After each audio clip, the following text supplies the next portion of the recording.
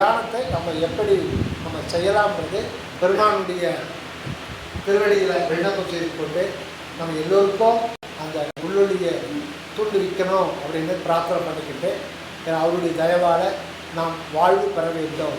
இது 3 மணிக்கு எழுந்துட்டு பெரும்பாலும் முடியாது.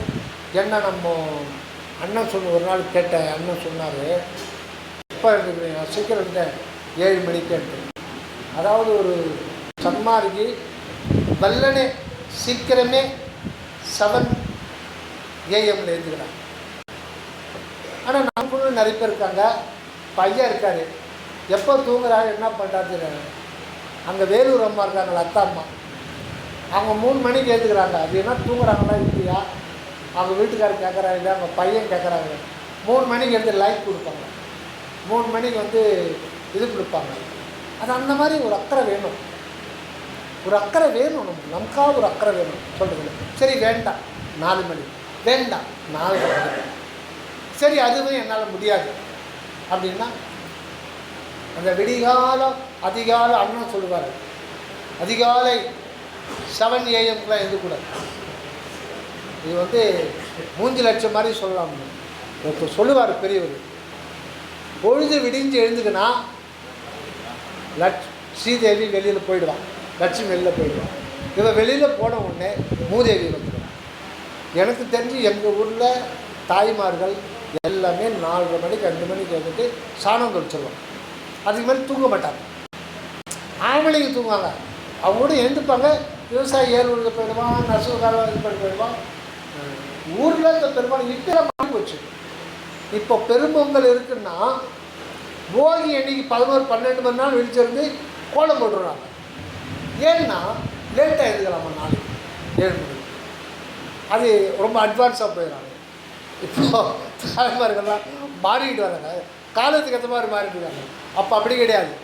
வெள்ளிக்கிழமை எழுந்து தான் மொழுகுவாங்க. இப்போ எங்கள் வீட்டில் என்ன சும்மா தானே உட்காந்துக்கிற, செல்லை நோண்டிக்கிட்டு கொஞ்சம் வீடு தொடச்சிரு, எனக்கு வேலை இருக்காது. எப்போ வியாழக்கிழமை தொடச்சு, நாளைக்கு தொடக்கூடாது. அந்த மாதிரி இப்போது கொஞ்சம் ஈஸியாக பண்ணிக்கிறாங்க. இப்போது நாம் ப்ரெஃபரபுளான டைமை சூஸ் பண்ணுறோம். எதுக்குன்னா அப்போது ஒரு தெய்வீக காற்று இறங்குதுட்டாங்க ஞானிகள், நமக்கு தெரியாது. அது ஒரு தெய்வீக காற்று, அமுத காற்று இறங்குது. அந்த நேரத்தில் விழித்திருந்து சுவாசித்தால் அது யாருக்கு வேணாலும், மாணவருக்கு வேணாலும் சரி, ஒரு விவசாயிக்கு வேணாலும் சரி, ஒரு பால் வியாபாரம் பண்ணுறாலும் சரி, எல்லோருக்குமே அது பயனளிக்கும், கண்டிப்பாக பயனளிக்கும். ஏன்னா எல்லாமே இறைவன் தான். இது கடவுள் இல்லை, இது கடவுள் கிடையாது. ஆனால் கடவுள் இல்லாமல் இது ஆகிவிட முடியாது. கடவுளுக்கு அந்நியமாக எந்த பொருளும் இங்கே வர முடியாது. அதுதான் மணிவாசகர் சொல்லுவார், ஒன்று நீ இல்லை. இந்த புற உலகத்தில் கண்ணாலையும் மனதாலையும் ஏதாவது ஒரு பொருள், சூரியனை கூட ஆகட்டும், சுட்டி காட்டி அதுதான் கடவுள். ஏன்னா அப்படி தான் வணங்கியிருந்தாங்க சூரியனுக்கு. ஆனால் சூரியனுக்கு உணர்வு இல்லை. இதுதான் கண்ணால் பார்க்கறது, மனதால் நினைக்கிறது, எதையெல்லாம் சுட்டி காட்டி இது நீயா என்றால் நீ அல்ல. அதுதான் ஒன்று நீ அல்ல. சரி, ஆனால் அடுத்தது அப்படியே தோசையை திருப்பி போடுறாங்க, அன்றில் ஒன்று இல்லை. நீ எது ஒன்று இல்லைன்னு சொல்லியோ, நீ இல்லாமல் வேறு எதுவும் இங்கே ஆகிவிட முடியாது. ஆக இறைவனுடைய அருள் ஆற்றலுடைய அற்பக்கூறு தான் எல்லாமே ஆகியிருக்க. இது ஆகட்டும், இதாகட்டும், இதாகட்டும், இதாகட்டும், எல்லாமே அது ஒரு சிறிய ஒரு கீறு. சூரியன் கதிர்கள் வருதல் பாருங்க, ஒரு சிறிய கீற்று, அதுதான். அந்த மாதிரி தான் எல்லாமே ஆகியிருக்கு. ஒரு இது என்னன்னா, ஒரு கடல் நீரில் ஒரு ட்ராப்பை எடுத்து அதை பல கோடியாக பிரித்து அதில் 1 கோடி சத்து பொருள்கள் இருக்குது. ஆக இறைவனுடைய அருளாற்றல் எல்லாமே எதுவுமே இதாகாது. ஏன்னா ஒரு அணுவை எடுத்துக்கிட்டோம்னா புரோட்டான், நியூட்ரான், எலக்ட்ரான், இது ஆற்றலாகவும் இருக்குது, மேட்டராகவும். Matter may be converted into energy, energy may be converted into mass, but cannot be destroyed. யாராலையும் அழிக்க முடியாது. அப்படி இருக்கும்போது இந்த ஒன்றுமில்லாத சூன்ய வெளியிலிருந்து எப்படி பார்ட்டிகள் வந்தது? அதுதான் ஆண்டவருடைய பொருட்சக்தி. பொருட்சக்தி, கிரியாசக்தி, ஞானசக்தி, யோக சக்தி, அருட்சக்தி. வல்லபெருமான் சொல்லியிருக்க அவரோட பேர். இந்த உலகம் பொருட்சக்தி, கிரியாசக்தி, ஞானசக்தி, யோக சக்தி, அருட்சக்தி மயமாய் இருப்பதாக பார்த்து கொண்டிருக்க வேண்டும். இப்போ நடராஜர் நடனம் விடுறாரு. சப்போஸ் அவர் டான்ஸை நிப்பாட்டுறாரு, இது கற்பனை. அவருடைய நடனம்ன்றது தனிப்பெரும் கருணையினுடைய இது. இப்போ அதை நிறுத்திடுறார் நடராஜ பெருமான். அண்ணா உட்கார, நடராஜ பெருமான் நடனத்தை நிறுத்திடுறார் இந்த சிதம்பரத்தில். அப்போ என்ன ஆகும் சொல்லுங்க? அப்போ என்ன ஆகும்? தனி முடிச்சிடும். யார் வேணாலும் வந்து திருவிளையாடல் படத்தில் சொல்கிறாரு, நின்ற பொருள் அசையவும் அசையும் பொருள் நிற்கவும் பாட்டு அவர் பாடுறாரு. அவர் நடனத்தை நிறுத்திட்டாருன்னா உலகம் எந்த இயக்கமும் இயங்காது. இயக்கம் ஓகே, கிரியா சக்தி இருக்காங்க. ஓகே, இன்னும் போனோம் இயக்கமே இயங்கலைன்னா எதுவுமே நடக்காது இல்லைங்களா? இயக்கம் இருக்காது. ஓகே, அந்த பொருள் இருக்குமா? இருக்காது. பொருளும் இருக்காது. என்ன? இறைவனுடைய அருள் ஆற்றல். இது வரலையே இருக்கு. அருள் ஆற்றல் தான் பொருட்சக்தியாக இருக்கு. அவர் ஐந்தா பிரிஞ்சு விளங்குது. இப்போ பொருட்சக்தி இருக்கிறதுனால தான் எல்லாமே மெட்டல். இது ஒரு எல்லாமே பொருள்களால் அணுக்களால் அந்த பொருள். இப்போ பொருட்சக்தின்னும் போது புரோட்டான், நியூட்ரான், எலக்ட்ரான். இப்போ கிரியாசக்தி அப்படின்னும் போது இந்த தேகமும் ஒரு பொருட்சக்தி தான். இதையும் வச்சுக்க, அணுவாக வச்சுக்க. கிரியாசக்தின்னும் போது நடு மையத்தில் புரோட்டான் வந்து அதை சுற்றி எலக்ட்ரான் ஒரு செகண்டுக்கு 2600 கிலோமீட்டர் சுற்றுது. அது எப்படி சுற்றுது? இறைவனுடைய கிரியாசக்தி நாங்கள் இப்போ நான் நடக்கிறோம், கிரியாசக்தி. இதயம் துடிக்குது, பம்ப் அடிக்குது, கிரியாசக்தி. நுரையில் இது பண்ணுறது எல்லாம் கிரியை. பூமி சித்துது, கிரியாசக்தி. அது ஒரு சக்தி. இப்போ ஞானசக்தி. ஒரு உதாரணம், இங்கே வெள்ளை வைக்கிறோம்.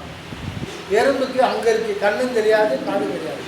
அது இங்கே அந்த இன்பத்தை அனுபவிக்குது. அது ஞானத்தில் முதலில் ஒரு ஞானி மனிதனாக வரும்போது அதே ஞான சக்தி மெய்ஞானத்தை வழங்கி அந்த மெய்ஞான போதத்தை அனுபவிக்கிறார். அது வரையில ஞான சக்தி. இப்படி அந்த 5 சக்திகள் இருக்குது. இப்போது டான்ஸை நிப்பாட்டினா 5 சக்தியும் அருட்சக்தி உள்ளே எழுத்துக்கும், ஆட்டோமேட்டிக்காக உள்ளே எழுத்துக்கும். அப்போது ஒரு அணுவில் இருக்கிற புரோட்டானும் இருக்காது, நியூட்ரானும் இருக்காது, எலக்ட்ரானுக்கு ஒன்றுமே இருக்காது. அப்போ என்ன? அணுக்களினுடைய தொகுப்பு தான் இந்த பிரபஞ்சம். அணுக்கள் இல்லாத போது இந்த பிரபஞ்சம் மகா சூன்யமாயிடும், ஒன்றுமே இருக்காது. இப்போ இந்த செகண்ட் நிறுத்தம்னா யாரும் இருக்க முடியாது. சர்வ சூன்யமாக ஒன்றுமே இருக்காது. சர்வ சூன்யம்னு உணர்றதுக்கு ஒரு ஆள் கூட இருக்காது. அவர் மட்டும்தான் இருப்பார். அவர் மட்டும் இருந்து என்ன பண்ணுவீங்க? உணரிட்டே இருக்க, தொடர்ந்து உலகில் ஒவ்வொருத்தரும் போயிட்டே இருந்த. அப்புறம் நாம் அடியல் மட்டும்தான் பேசணும். அடியல் மட்டும் பேசி என்ன புரியுதுங்க? அப்போது இந்த ஏதோ நம்ம இது மேட்ரு வராது, போயிட்டே இருக்கு. அறிந்து கொள்ள வேண்டியது அதை நான் சொல்கிறேன். இப்போ நம்ம இதுக்கு வருவோம். அப்போது தியானத்தில் அந்த ஒரு கான்சன்ட்ரேஷன் நமக்கு வேணும், ஓர்மை. அந்த ஓர்மை எப்படி வரும்னா மனதை பற்றி நாம் நன்றாக புரிந்து கொள்ள வேண்டும். இதுக்கு சரவண சாமி ஒரு உதாரணம் கொடுக்குறாங்க. முதல்ல மனதை புரிஞ்சிடணும். அதை அடக்கணும் நினைக்கும்போது அது அடக்கிற மாதிரி அடிக்க திருப்பி பயங்கரமாக இதாக நம்ம கடிவாளம் போடும். ஒரு மேல் நாடு செட் பண்ணிக்கணும், கடிவாளம் பிச்சுக்கும் குதிரை. அப்புறம் எல்லா பக்கமும் ஓடும். என்ன சொல்கிறாரு? அதுக்கு ராமாயணத்தில் வர்றது, கம்ப ராமாயணத்தில் தான் இது வருது, வால்மீகியில் வருது. ராமர் இருக்கார், லட்சுமணர் பக்கத்தில் இருக்கார், அனுமர் இருக்கார். இந்த அனுமதி எப்போ பார்த்தாலும் ராமர் திருவள்ளியே, ஆண்டவருடைய திருவள்ளியே தீர்க்கு. லட்சுமணி கொஞ்சம் பொறாமை, அண்ணன் தம்பி நம்ம பாசத்தோடு. இந்த குரங்கு யாருன்னே தெரியல, எங்கேருந்து வந்துச்சு? இதுக்கு ரொம்ப நாளாக கேட்குறோன்னு சொல்லிட்டு ஒரு நாள் கேட்டேன், அண்ணா இதுவே இந்த குரங்கு எப்போ பாரு காலியாக சுற்றிக்குது, இந்த குரங்கு யார் சொல்ல? அதுக்கு ராமபிரான் சொன்னார். அதுதான் அருட்பெருஞ்சோதி ஆண்டவர். நாட்படா மறைகளாலும் நவைபடா ஞானத்தாலும் கோட்படா பதமே ஐய குறக்குரு கொண்டதென்றான். இது அப்படின்னு லட்சுமணனுக்கு சொன்னான்னு கம்பர் சொன்னார். நாட்படா மறைகளாலும், மறைகள் எப்பொழுது எழுதப்பட்டன, யாரால் எழுதப்பட்டு சொல்ல முடியாது. அதனால் நாட்படா மறைகளாலும் நவைபடா ஞானத்தாலும், நவைன்னா குற்றமில்லாத ஞானம் பொருந்திய சான்றோர்கள் அறிஞர்கள் கூட அவங்க கூட என்னால் அறிய முடியலையே, ஆண்டவர் முடியலையா அப்படின்னு சொல்லப்படுகின்ற நாட்படா மறைகளாலும் நவைபடா ஞானத்தாலும் கோட்படா பதமே ஐய குறக்குரு. அவருடைய திருவடி, அந்த திருவடினா நமக்கு இருக்கிற மாதிரி காலம் இல்லை. ஆண்டவருடைய திருவடி என்பது அருள் மெய் உணர்வு, அருள் மெய் ஞானம். அது திருவடின்னு சொல்லுவாங்க, அருள் திருமெய்ன்னு சொல்லுவாங்க. ஆக மொத்தத்தில் அவர் ஆண்டவருடைய தனி பெரும் கருணை உணர்வு, அந்த உணர்வு அகண்ட வெளிமுற்றும் நிறைந்த அந்த அன்பு இருப்பு தான் அப்படியே தன்னை ஒவ்வொரு மனிதனிலையும் தனிப்பெரும் கருணை உணர்வு என்கின்ற இந்த உள்ளொளியாக இருக்கிறது. அதுதான் அந்த கோட்பாடு, அதுதான் இறைவனுடைய திருவடி. திருவடின்னா ஆண்டவருடைய திருவருள், அவருடைய தன்மை தான் வள்ளல் பெருமான் தனிப்பெரும் கருணை என்றார். அதுதான் அருட்பெருவெளி. அந்த அருட்பெருவெளி தான் அது ஒரு வெளி, அதுதான் ஆண்டவருக்கு திருவடின்னு ஞானிகள் சொல்கிறாங்க.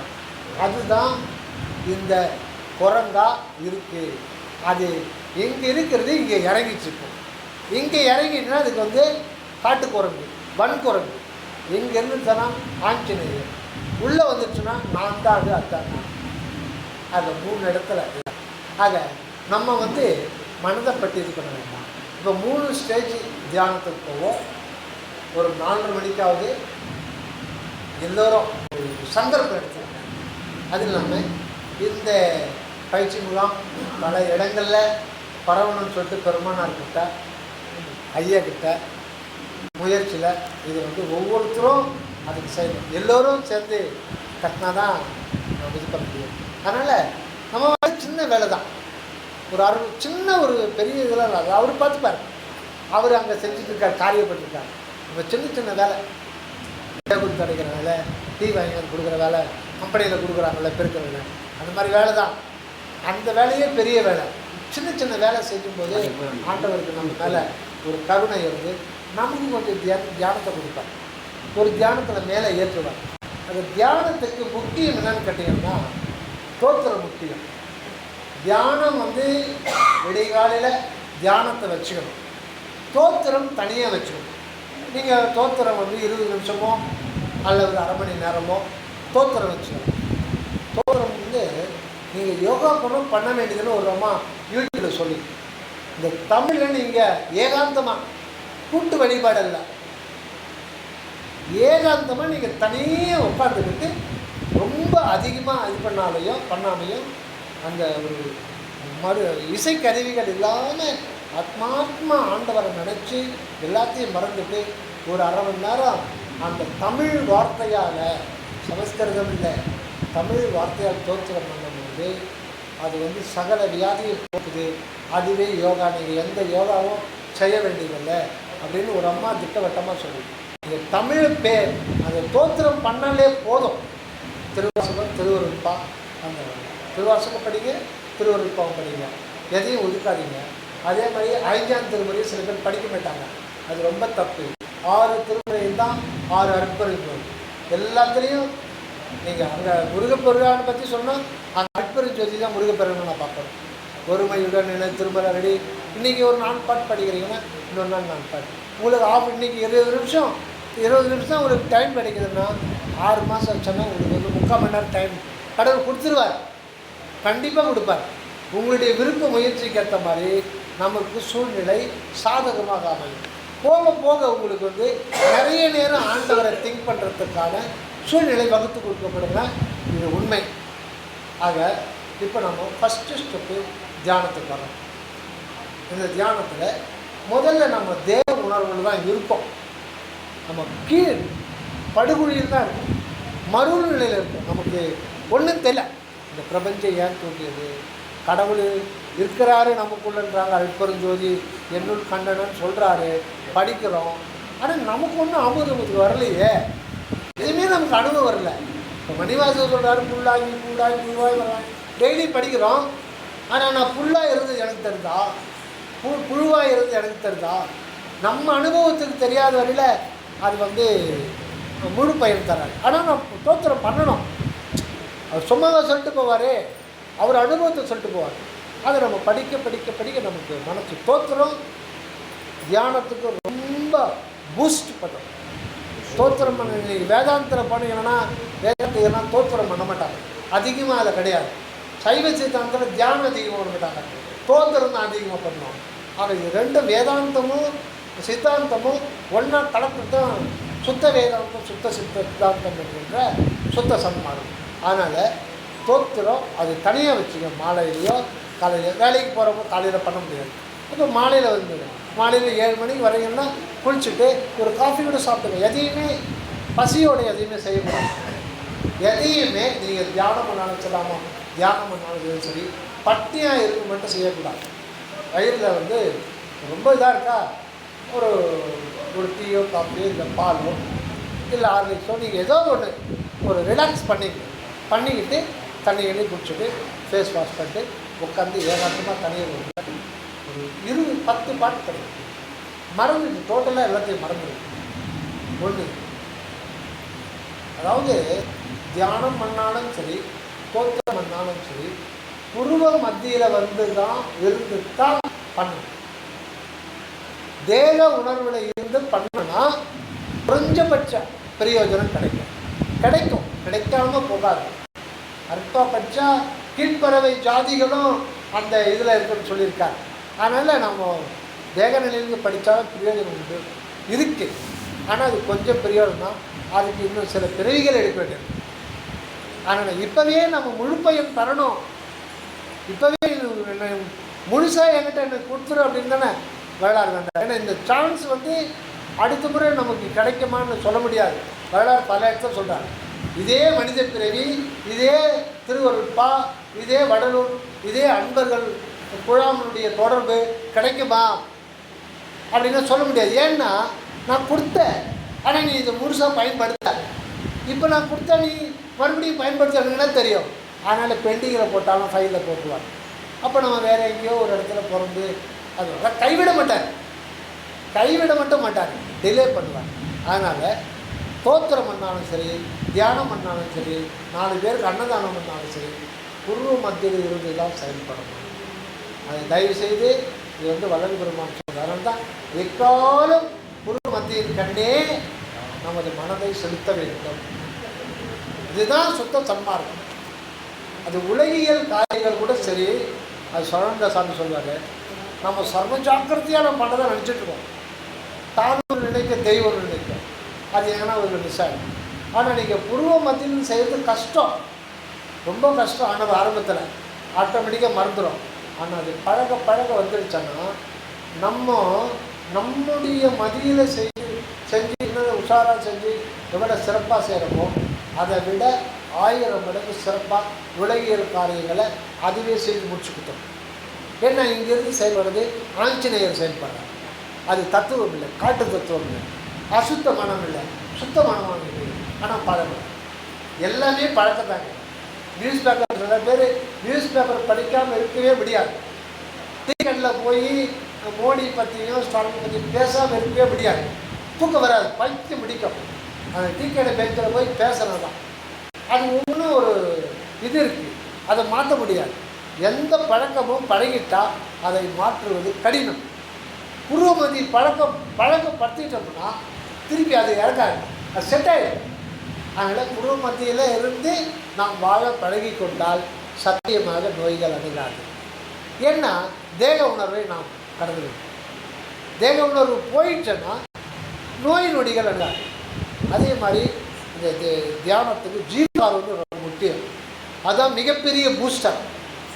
ஜீவகாரணம் இல்லாத தியானம் முழு பயன் தராது. அதே மாதிரி தியானம் செய்யாத, சத்திசாரம் செய்யாத பரோபகாரமும் முழு பயன் தராது. அது புண்ணியமாக மாறிடும். புண்ணியமாக மாறி நம்மளை சும்மா விடாது, பெரிய கோட்டீஸ்வரன் பிறகு இல்லை ரொம்ப நிறைய ஒரு நாளைக்கு 200-300 பேர் தேவராக மாறிடுவான். அவருக்கு 1 லட்சம் வரும், வெறும் சுகத்தை மட்டும்தான் அனுபவிக்க முடியுமா சாமி சொல்லுவார். அந்த வெறும் சுகத்தை அனுபவிக்கும் போது 1 லட்சம் வரும், போர் அடிச்சுக்கணுமா. அந்த போர் அடிக்கிறது அவங்களுக்கு வேதனையாக மாதிரி எப்போ இந்த பூமியில் பிறக்க போகிறோன்னு அவளோடு அவங்க தவம் பண்ணிட்டு இருக்காங்க. அதனால் அதுவும் ஒரு விலங்கு மாதிரி தான். அதனால் விருப்பு வெறுப்பு இல்லாமல் நான் செய்கிறேன் அப்படின்ற தன்முனைப்பு இல்லாமல் இறைவன் கொடுக்குறாங்க, அதை நம்ம கொடுக்குறோம். அப்படின்ற முறையில் நம்ம அன்னதானம் கண்டிப்பாக பண்ணணும். அது மதம் பெருமான் பசித்த எந்த ஆதரவும் அற்ற பசித்த ஏழைகளுக்கு அந்த பாயிண்ட் நல்லா இருக்கும். சும்மா ரோட்டில் போகிறவங்களாம் அவங்களுக்கு கொடுத்துருவது உண்மையும் உள்ளபடி பசித்த ஆதரவு தான் ஏழைகளுக்கு தான் அது போய் சாரணும். அதுதான் நம்ம வேலை. அடுத்தது இப்போ நாமெல்லாம் வர்றோம், அது வேதாரண்யத்துலேருந்து 7 குழுந்து வந்துருக்காங்க. அவங்கன்னா ஒரு நாள் 15 சாப்பாடு பேக் பண்ணிட்டு வரணும்.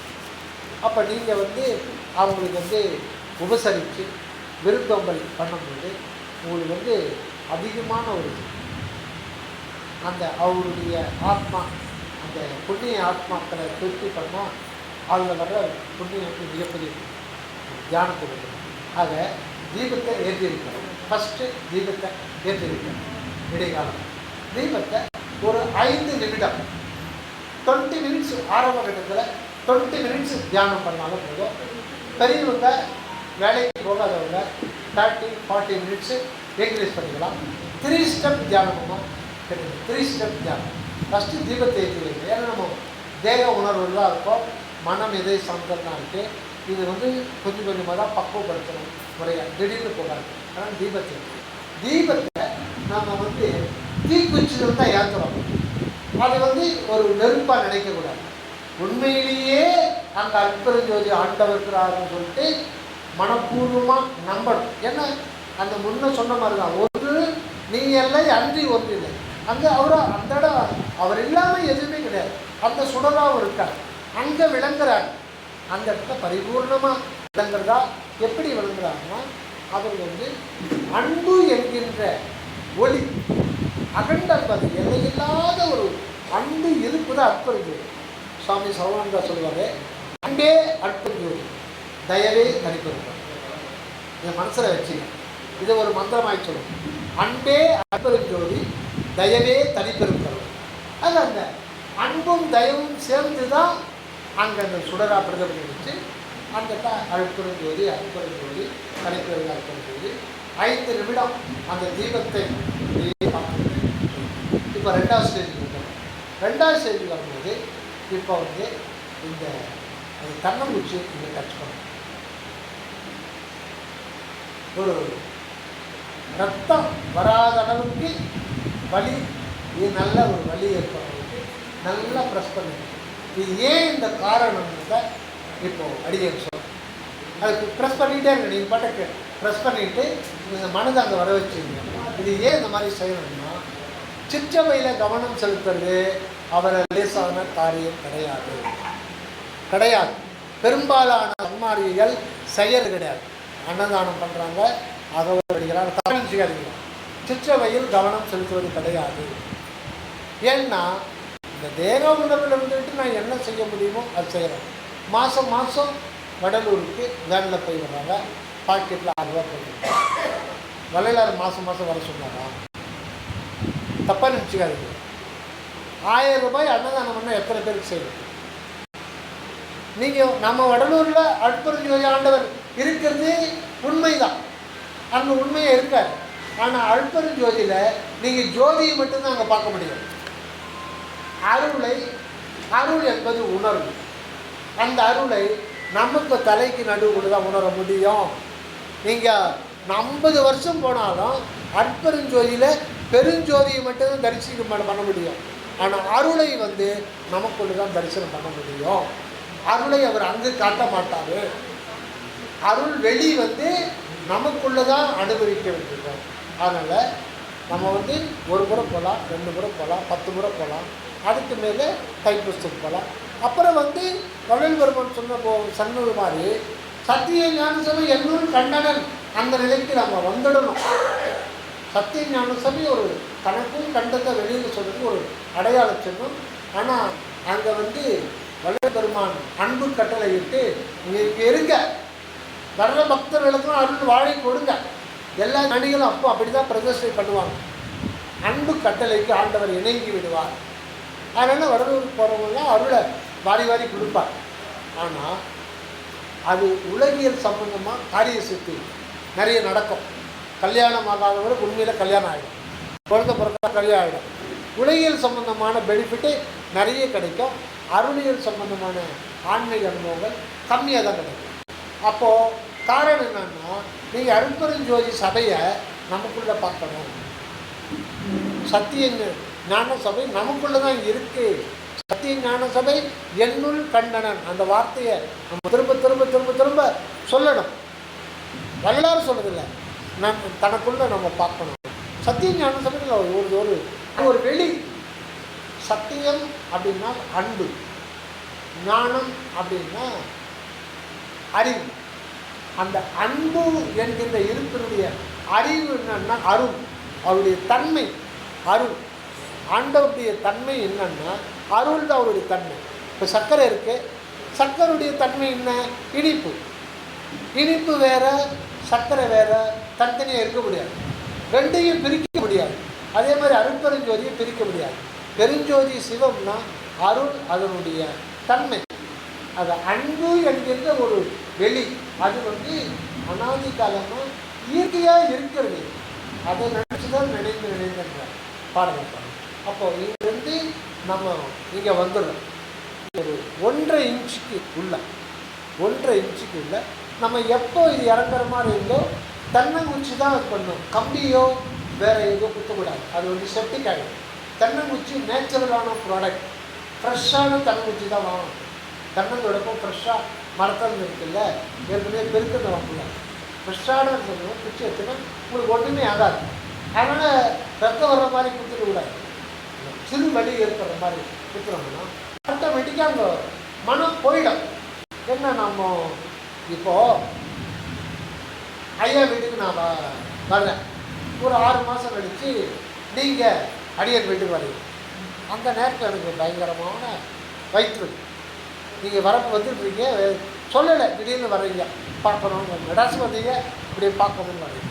எனக்கு அந்த நேரத்தில் பயங்கரமான வயிற்று வலி, ஏதோ திடீர்னு டைஜஷன் ப்ராப்ளம், வயிற்று பிடிச்சி அப்படியே இது பண்ணுறேன். வீட்டில் யாரும் இல்லை கூட்டு கூட. அந்த நேரத்தில் கதவை தட்டி நீங்கள் ஐயா வரலாமான்னு வர்றீங்க.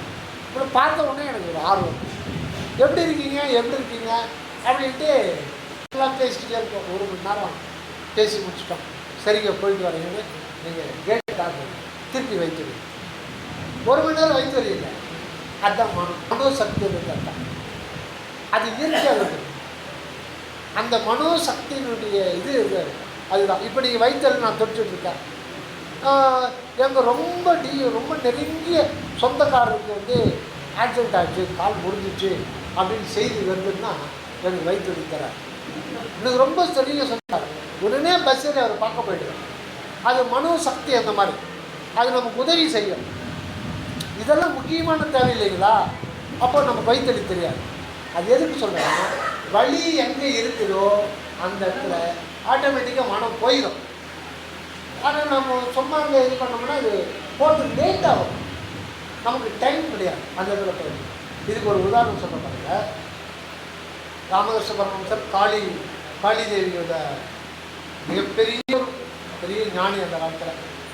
அப்போது அவர் இதயத்தில் அநாகரத்தில் தான், வேதாந்திகள் அநாகரத்தில் தான் ஒரு பிரதிஷ்டை பண்ணிட்டார். பிரதிஷ்டை பண்ணிட்டு நினச்சா அவர் பண்ண அது அப்படியே உலகத்தையே மறந்து உட்காந்துட்டார். ஆனால் அப்போ ஒரு பரிபூர்ண நிலை கொஞ்சம் கம்மியாக தான் இருக்குது, சொல்லக்கூடாது. அவங்க மிகப்பெரிய ஞானிகளை நாய் இடம் போட முடியுமா? போட முடியாது. அவங்க எந்த நிலையில் இருந்தாங்க. பட்டு அது இன்னும் பூர்ணமாகும். இறைவன் ஒரு அம்மா அனுப்புகிறாங்க. எனக்கு ஒரு 40 வருஷத்துக்கு அந்த கதையை படிச்சு ஞாபகம், அந்த அம்மா பேர் ஞாபகம். அவங்க ஒரு சிவ யோகி, அவங்கள பற்றி டீட்டெயிலாம் தெரியாது. அவங்க திடீர்னு வர்றாங்க. இவர் கோயிலுக்கு பக்கத்தில் கொஞ்சம் தள்ளி தோட்டத்தில் உட்காந்து அந்த தியானத்தில் இருக்காங்க. அந்த அம்மா வந்த வேலையை சொல்லிட்டு போகிறாங்க. நீ இதயத்தில் இருந்தால் பரிபூர்ண நிலையை அடைய முடியாது. நீங்கள் உள்ள உச்சந்தலைக்கு நடுவில் நிராதார நிலைக்கு போனோம். அப்போ தான் பரிபூர்ண நிலை. அப்போ அவர் வந்தது இறை அனுப்பிச்சிருக்காருன்னு புரிஞ்சுக்கிட்டார். பட் அவர் என்ன சொல்கிறாரு, அம்மா நீ சொல்கிறது கேட்குறேன், ஆனால் என்னுடைய தாயை நான் இதயத்தில் பிரதிஷ்டை பண்ணிட்டேன், என்னால் ஒன்றும் பண்ண முடியாது, அந்த உருவத்தை விட்டு நான் வர முடியாது. இல்லை அருவம் ஆகணும், நீ இங்கே வரணும். அம்மா முடியாதும்மா, நான் உருவத்தில் லைட்டு நான் அதிலே நிற்கிறேன், எனக்கு இந்த இடத்துக்கு வர முடியாது, இந்த இடத்த விட்டு வர முடியாது. தாய்க்கு என் அம்மாவுக்கு இங்கே கோயில் கட்டார். அம்மா சொல்கிறாங்க, வாழாத ஒரே வெட்டு, அந்த உருவத்தை வெட்டு, அருவ நிலைக்கு வா அப்படின்றார். அப்போதான் நீ பூர்ணத்துவம் பெற முடியும். ஏன்னா ஆண்டவருடைய மூல நிலை அருவம், உருவம் அற்றது அருவம். அந்த நிலைக்கு வந்தால் தான் நீ இந்த பிரிவில் பூரணத்துவ நிலை பண்ணணும். அந்த அம்மா விடலை, என்னால் வர முடியலையாம்மா, வர முடியலையா அப்படின்னு அந்த அம்மா தேடுறாங்க. ஒரு தேடுறாங்க, அந்த அம்மா குச்சி தேடுறாங்க, குச்சி கிடைக்கல. அந்த மண்ணாங்கத்தில் ஏதோ பாண்டவம் கண்ணாடியோ சின்ன விட்டு முனையில் கூட எடுத்தாங்க. ராமகிருஷ்ண பரமத்தில் இங்கே வச்சாங்க, ஒரே அழுத்தி விட்டாங்க, அப்படியே ஃபிக்ஸ் ஆகிடுச்சு. அப்போவா அவங்க அந்த அம்மா இடத்துல தொட்டு ஃபிக்ஸ் பண்ணிருக்காங்க. அவருக்கு இந்த ஆஞ்சைக்கு போய் அப்படியே நிராதார நிலைக்கு போய் சமாதி பண்ணி, அப்பவே அந்த இடத்துலையே அந்த இறைவன் அந்த அம்மா வழியில் அவருக்கு பரிபூர்ண நிலையை கொடுத்துட்டு போனாங்க. அதில் வரது தான் இந்த ப்ரெஸ் பண்ண, அந்த ப்ரெஸ் பண்ண பிறகு அவருக்கு அந்த உருவம் கரைஞ்சது. இது ரொம்ப குயிக் மெத்தட். இதை நீங்கள் யூஸ் பண்ணி பாருங்கள். ரொம்ப ரெகுலராக யூஸ் பண்ண வேண்டியதில்லை, ஒரு 6 மாதம் அதை யூஸ் பண்ணி பாருங்கள். வேகமான ஒரு முன்னேற்றம் இது.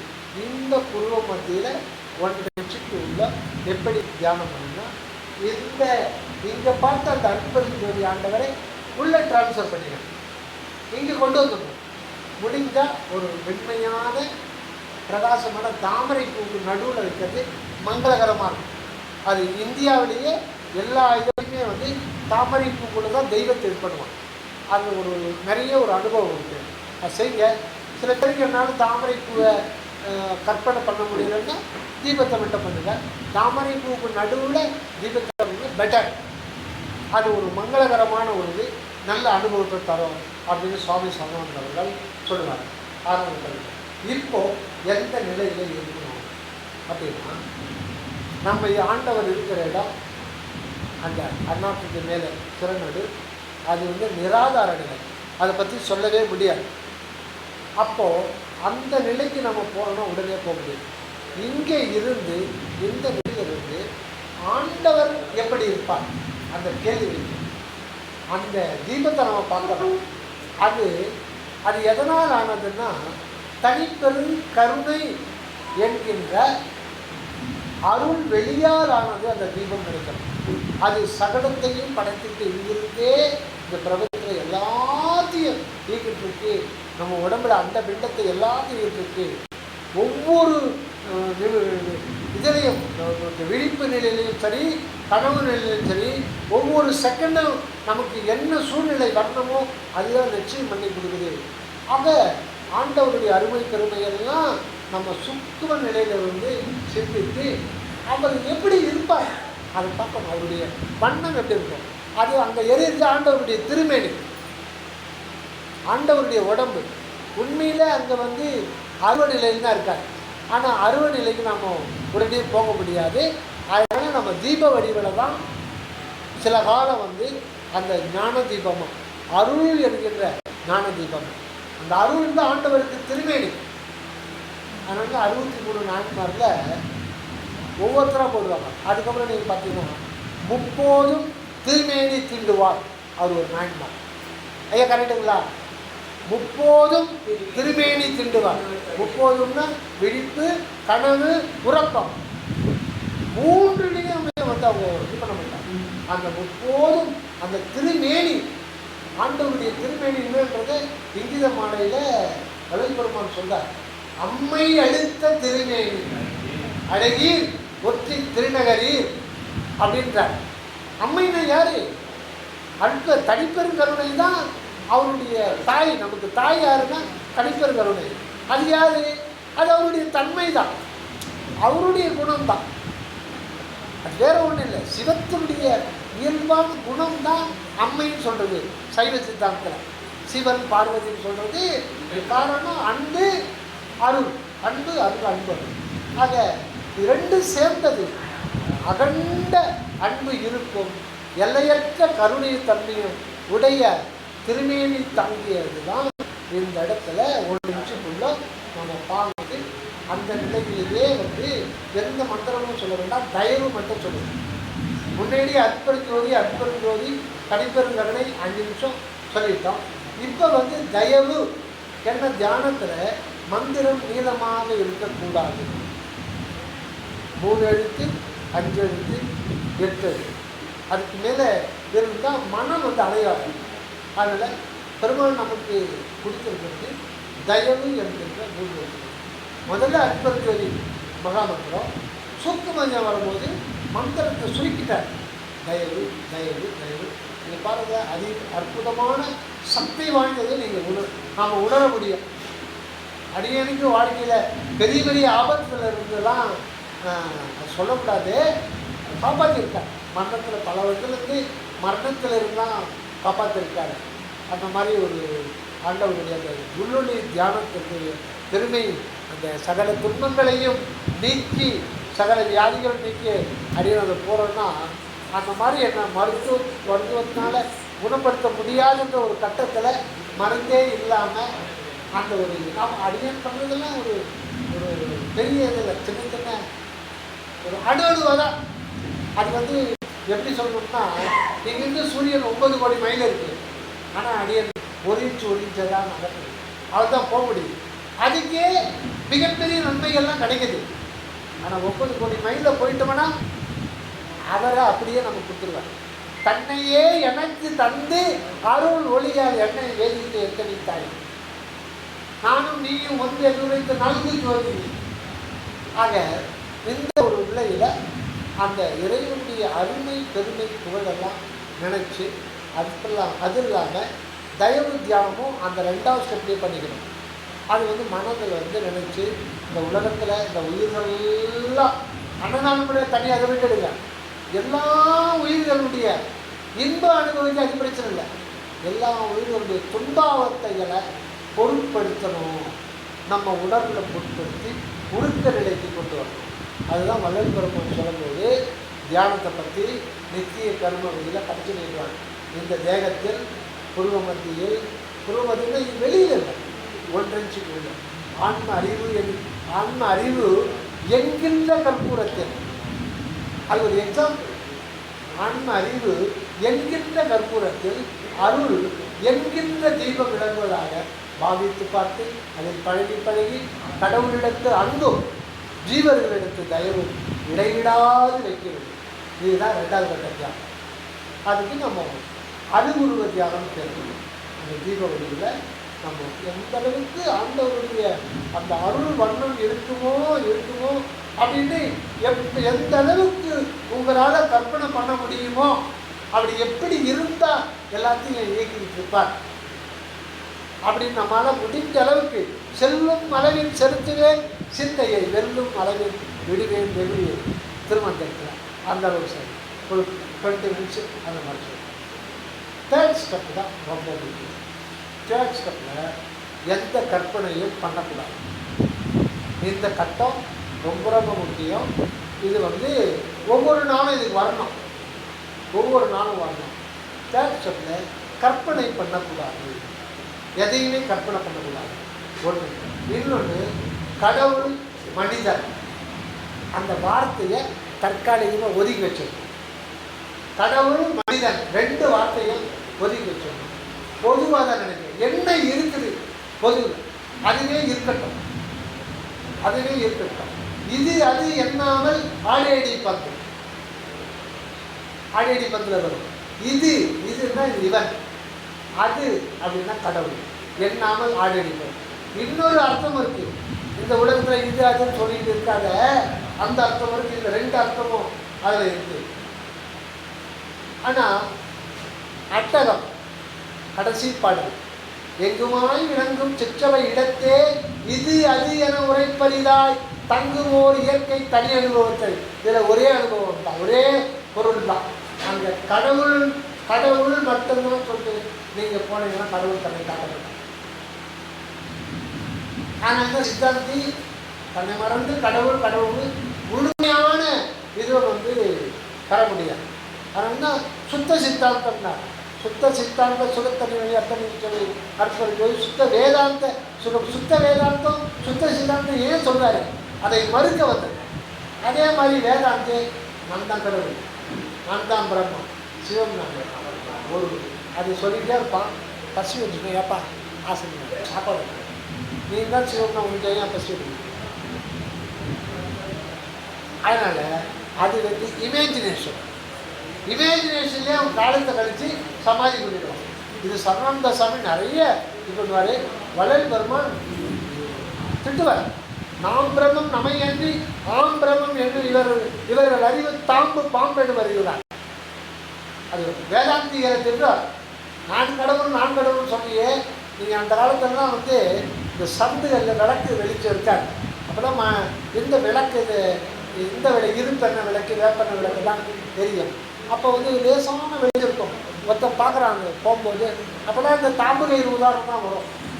பார்த்தா ஒரு பாம்பு அசிங்க அவன் அந்த தெருன்னு அந்த சந்துக்கு வர்றான், வந்துட்டான். பாம்புடா பார்த்தா கையில் தூக்கிட்டான். பாம்பு தாம்பு கயிறுடா காற்று அசிங்க. தாம்பு பாம்புன்னு அறிவுறான். இவனுக்கு அது பாம்பா படிச்சு காற்று ராசின்னு அவனுக்கு புரியுது. அதனால் நான் கடவுள் சொல்கிறவன நம்பாத, கடவுள் இல்லைன்னு சொல்கிறவனா நம்பு. நான் கடவுள் சொல்கிறான் பாரு. இப்போ நிறைய பேர் வந்துட்டாங்க, அவனை மட்டும் நம்பாத. அது அவன் மட்டும் சேர்ந்தனவே உனக்கு பாவம். அதனால் நீ நான் ஒன்றுத்துக்கும் உறவாத பசுன்னு நீ நினைக்காத. அறிவு இழந்த பசு, எந்த சுதந்திரமற்ற பசு அப்படின்னு நினைக்காது. அது சித்தாந்தம். அதே மாதிரி நான் கடவுள் நினைக்காது, அது கடவுளும் நினைக்காத. இயற்கையாக ஒரு பொருள் இருக்கு, அதுதான் அன்பு தத்துவம், அதுதான் தயவு தத்துவம். தாயின் திறந்த தயா தத்துவனே, அது ஒரு இயற்கையாக இருக்குங்க. அதை ஒன்றும் பண்ண முடியாது. நம்ம வாழ்ந்து தான் ஆகணும். அன்பு என்கின்ற இருப்பு தான் நாமும். அதை உணர்ந்து வாழ்ந்தால் நமக்கு எல்லையில்லாத ஆனந்தம். அந்த மூன்றாவது நிலையில் எப்படி அனுபவமாகும் அப்படின்றத நான் ஃபார்வேர்ட் பண்ணுறேன். அது என்னுடைய அனுபவம் தான் கிடையாது. ஃபார்வேர்ட் இந்த இடத்துல தேவைப்படல நமக்கு உடல் உணர்வு லேசாக கிடைக்கும். உடல் உணர்வு இல்லை, மனம் நினைப்பு மற்ற இல்லை. ஆட்டோமேட்டிக்காக அது ஒன்றும் பண்ண வேணாம், அதுவாக வந்துடும். இப்போ நம்ம இருக்கிறேன் அப்படின்ற ஒரு உணர்வு சுடர், அந்த உணர்வு சுடர் கூட நம்முடைய கண்ட்ரோலில் கிடையாது. அது உள் நிலையிலிருந்து அது உள்நிலையை பற்றி நமக்கு பேசுறதுல தகுதி இல்லை. ஓடி ஓடி ஓடி உட்கலந்த ஜோதி என்ன, ஓடி ஓடி உட்கலந்த ஜோதியை நாடி நாடி நாடி நாட்களும் கலந்து போய் வாடி வாடி வாடி வாடி மாண்டு போன வாழ்ந்தார்கள் கோடி கோடி கோடி என்று ஏன் 4 முறை சொல்கிறாங்க? ஓடி ஓடி ஓடி ஓடி ஏன் 4 முறை சொல்லணும்? அகம் அகப்புறம் புறம் புறப்புறம், அந்த 4 ஏழுடைய மலரான் பார்க்கலாம். இந்த புறப்புறம் ஆகிய பொறியறிவியால் கண்டுகொள்ள முடியாது. என்னால் இதற்கு அகப்படாமல் உள்ளே போய் மறைந்திருக்கிறார். அடுத்தது புறம் என்கின்ற மன அறிவு இதற்கும் எட்டாதது. அதுக்கடுத்தது ஜீவ அறிவு, உயிரறிவு, இதுக்கும் இதனாலே அறிய முடியாது. அடுத்தது வேதாந்துரிய ஆன்மாவே கடவுள்ன்றார்கள், அந்த அறிவுக்கு எட்டாது. 4 நிலையிலும் கடந்து அகத்துக்கு அகமாக சிற்றவிலே அற்புத ஜோதி ஆண்டவர் அந்த ஜோதி உட்கலந்து விளங்குகின்றார். ஆனால் 4 முறை சொன்னார். ஓடி ஓடி ஓடி ஓடி உட்கலந்த ஜோதியை நாடி நாடி நாடி நாடி நாட்கள் கண்டது. அதுக்கப்புறம் அது நீளமாக போவார் கருத்து. ஆக அந்த நிலை அங்கே கடவுளுடைய இருப்பு நமக்கு லேசாக அவர் இருக்கிறது அனுபவமாகும். கடவுளுடைய தேர்ட் ஸ்டெப்பு. அது 1 வருஷம் கூட ஆகும். இடைவிடாத முயற்சி பண்ணால் நம்ம 6 மாதத்தில் கூட பண்ணிக்கலாம். 1 வருஷம் கூட ஆகும். ஆனால் வந்து 2வது தியானத்தோட கான்சன்ட்ரேஷன் ஸ்டெப் பண்ணணும். 3 ஸ்டெப்லையுமே வந்து நம்ம தினசரி போய் ஆகணும். காலையில் ஒரு 1/2 அன் ஹவர் வச்சுருக்கேன். நைட் படுக்கும்போது சாப்பிட்டு 10 10 இந்த 2 வேளையும் தவறாமல் தியானம் பண்ணணும். தோத்திரம் ஏதாவது காலையிலையோ மாலையிலையோ அது தனியாக வச்சுக்கணும். ஜீவகாருண்யம் இதனால முடிந்த அளவு ஏழைகளுக்கு அன்னதானமோ அல்லது அந்த மாதிரி வாய்ப்புகள் வேணால் ரொம்ப வறுமையில் இருக்கிறவங்களுக்கு பொருளாதாரம் கொடுக்கணும். மாற்றி கொடுக்கணும். ரொம்ப வேஷம் போடுவான், 20 ரூபா 50 ரூபா கொடுப்போம், கோட்டை போய் வாங்கணும். அப்போ நமக்கு பாவம் நமக்கு செய்யணும். அதையும் பார்த்துக்கணும். நீங்கள் நம்ம எல்லாத்தையும் ஒன்று நம்ம கொடுக்குறது அவங்களுக்கு கரெக்டாக போய் செய்ய. ஏன்னா கஷ்டப்பட்டு சம்பாதிச்ச பணம் அது கரெக்டாக இருக்கும். சில பேர் வந்து குடும்பத்தில் நடுத்தர குடும்பத்தில் இருப்பாங்க. திடீர்னு குடும்ப தலைவருக்கு வேலை போயிடும், கடமை. அவங்க வந்து வெளியில் வந்து கையெழுத்த முடியாது, சொல்லவும் முடியாமல் நல்லவும் முடியாமல் மன கஷ்டத்தில் இருப்பாங்க. அவங்களுக்கு கடனாகவோ ஏதோ கொடுக்காம அப்படியே அன்பளிப்பாக வச்சுக்க உரிமையோடு நம்ம 2000 வச்சுருக்காங்க அப்படின்னு சொல்லிட்டு எதையும் எதிர்பார்க்க திருப்பி வாங்கணும்னு நினைக்காம அவங்க சரி இதாக கொடுக்கணும். அது வந்து பெரிய ஒரு வித்தியாசம். அது எப்படினாலும் செய்யலாம். இப்போ நோய்வாய்ப்பட்டிருப்பாங்க, செலவு பண்ணுறதுக்குள்ள மெடிசன் அவங்களோட காசு அவங்களுக்கு கொடுக்கலாம். உங்களை நம்ம தகுதிக்கு மீறவும் கூடாது, நம்ம தகுதிக்கு குறையக்கூடாது. அதுக்கும் தியானத்துக்கும் சம்மந்தம் இருக்குது. தோத்திரத்துக்கும் தியானத்துக்கும் சம்மந்தம் இருக்குது. இதெல்லாம் பூஸ்டர். இது இல்லாமல் பரோபகாரம் இல்லாமல் தியானம் கூடவே கூடாது. நம்ம 50 வருஷம் தியானம் பண்ணாலும் சரி, கேட்ப சொல்லுவாங்க எப்படி பாருங்க தியானம் பண்ண இருக்கீங்க. அந்த குரு மத்தியில் எறும்பு கிடைக்கிற மாதிரியே இருக்குது. அது ஆன்ம அனுபவமா? எறும்பு கிடைக்கிற மாதிரி ஆன்ம அனுபவமா? அதுக்கு வந்து 1500 ரூபா 1500 கட்டணம் வைக்க போனோமா? ஒரு எறும்பு விட்டு கட்டெரும்பு விட்டு அது கடிக்குது, அதுக்கு எதுக்கு தியானம்? அதுதான் ஏன்னா அப்படி தான் வரும். ஏன்னா 5 பைசா யாருக்கும் கொடுக்க மாட்டான். எக்ஸசைஸ் பண்ணுவான், தியானத்தில் உட்காருவான், முட்டை சாப்பிடுவான், இன்னொருத்தர் சாப்பிட வேணான்னு அவங்க தலைவர் சொல்லிடுவாங்க. அதை சொல்கிறது தான் அவன் வரட்டும், அவன் ஒர்க்கு செய்து அவங்களா எப்போ வராம விட்டான் நீ சொல்லாது. ஆனால் நம்ம தலைவர் கற்பரா சொல்லலாரு கொலை உலை தவிர்த்தல் மாத்திரமே உள்ளவா. உனக்கு வாழ்வு வேணும்னா எல்லாத்தையும் விட்டுடுவா, உள்ளே வராத போ அப்படின்ட்டாங்க. அதனால் நம்ம வந்து கொலை நாம் தவிர்க்கிறது மட்டும் அல்லாமல் பிறருக்கும். என்னுடைய ஃப்ரெண்டு ஒருத்தர் சொல்லுவாங்க, ஐயா கணேசன் ஐயா இருக்கார் அவருக்காக சொல்லணும். அவர் வீட்டில் வந்து பிளான் சாப்பிட்றாங்க. தப்பாக நினச்சி வேண்டாம், அவர் தப்பாக நினச்சாலும் பரவாயில்ல. அவரே தான் ஓப்பனாக சொல்கிறாரு. அவரே தான் ஓப்பனாக சொன்னார், நான் மட்டும்தான் சாப்பிடாமல் இருக்க வீட்டில் எல்லாம் சாப்பிட்றாங்க. எங்கள் வீட்டில் நானும் எங்கள் வீட்லையும் சாப்பிட்றது இல்லை, பிள்ளைங்க நீங்களும் சாப்பிட்றது இல்லை, பிள்ளைங்க சாப்பிட்றாங்க. அப்போ நீங்கள் பிள்ளைங்கள சாப்பிட வச்சுட்டு எல்லா வீடும் நமக்கு சகோதரர்களே எல்லா வீடும் தியானம் பயிற்சி பண்ணணும். தெரியா என்ன பண்ணுறது? நான் பேச நினைப்பதெல்லாம் நீ பேசணும்னு தான் நினைக்கிறேன். சொல்லணும், சொல்லிக்கிட்டே இருக்கணும். நான் பேச மாட்டேன் அப்படின்னு நிறுத்தே சொல்கிறாங்க. ஒன்றா இருங்க, இல்லைன்னா சொல்லியா சொல்லு.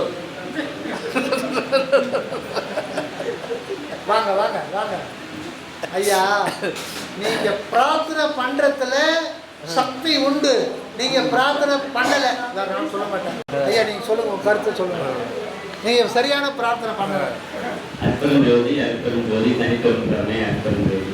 என்னோட ஒரு சின்ன அனுபவத்தை காலையில் ஐயா அவங்க சொன்னதை வச்சு இப்போ பேசிக்கிறத வச்சு சொல்லணும்னு ஒரு ஆசை.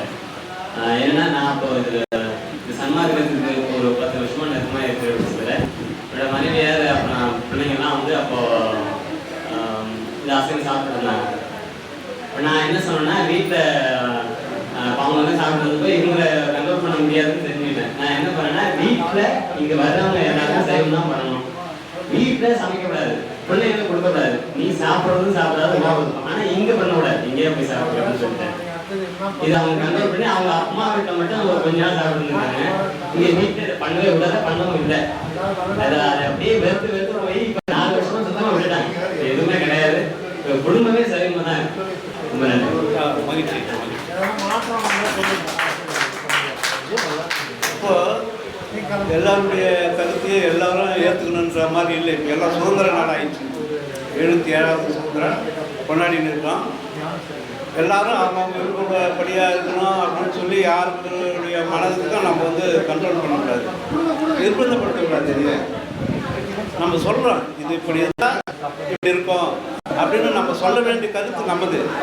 அதை ஏற்றுக்கிட்டு அவங்களுடைய மன சுதந்திரம். அவங்கள வந்து கட்டாயப்படுத்துறது உடன்பாடு இல்லை எனக்கு. ஏன்னா சொல்லக்கூடிய கருத்தை உள்வாங்கிக் கொள்கிற மனப்பக்குவம் அவங்களுக்கு இல்லை அப்படின்றது தான் நிதர்சன உண்மை. இப்போ எல்லாருக்குமே அந்த அறிவு பக்குவம் வருவதுக்கு நாளாகும். ஒத்த அறிவு வேணும். ஜாதகம் பார்க்குறாங்கன்னா, ஒரு பொண்ணை பார்க்குறாங்கன்னா, அந்த பிள்ளையோட அறிவும் பொண்ணோட அறிவும் ஒருத்தருக்கு ஒருத்தருக்கு அண்டர்ஸ்டாண்டிங் ஆகுதான்னு பார்க்கறது இல்லை. இப்போ இவன் ராகு எங்குக்கிறான், கேது எங்குக்கிறான், குரு எங்குக்கிறான்னு பார்த்து தான் கல்யாணம் பண்ணுறாங்க. ஆனால் அந்த குருவும் ராகுவும் கேதுவும் வந்து அந்த எல்லாருமே ஓகே ஆகிறதில்லை. நிறையா பார்க்குறோம், உடன்பாடு இல்லை. 3 மாதத்துல வந்துடுறாங்க. எல்லாம் தான் பார்த்தாங்க, ராகு எங்குக்கிறான்னு பார்த்தாங்க, கேது எங்குக்கிறான்னு பார்த்தாங்க. எல்லாம் பார்த்து கல்யாணம் பண்ணவங்க 3ஆவது மாதம் பொண்ணு வீட்டில் இருக்குது. அது மனம் வந்து அறிவு விசாலம் அடையுது. அறிவு கல்யாணம் பண்ணுறான். இவனுடைய கருத்துக்கும் பொண்ணோட கருத்துக்கும் பொண்ணு பார்த்தா பிடிச்சதாக இருக்குது, நல்லா தான் இருக்குது. அப்புறம் கேட்டால் எங்கடா பிடிச்சின்னு வந்த இதுன்னு கேட்குறாங்க. அந்த மாதிரி ஒரு எல்லாருக்குமே ஒரு சுதந்திரம் இருக்குது. இது சுதந்திர இந்தியா. துபாயெலாம் போய் சுதந்திரம் பற்றி பொண்ணுங்கள பையனுக்கோ பேச முடியாது. இப்படி தான் இருக்கணும், இல்லைன்னா கட் பண்ணி போட்டுருவான்.